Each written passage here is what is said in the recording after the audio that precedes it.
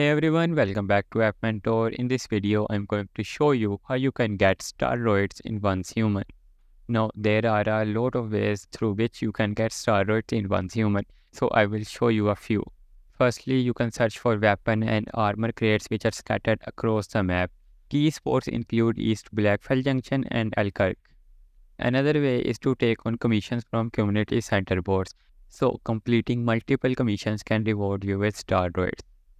Another way is basically you can memorize the locations of crates that are best for steroids. So you can change worlds and then go back to those crates.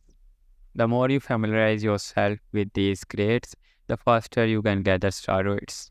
Whatever method you go for, it's crucial to memorize the locations of these crates, especially in the spots like East Blackfell Junction and Elkirk. And that's it for today's video on how you can get steroids in one's human. I hope this video helped you, and if it did, please hit that like button, subscribe to our channel, and thanks for watching.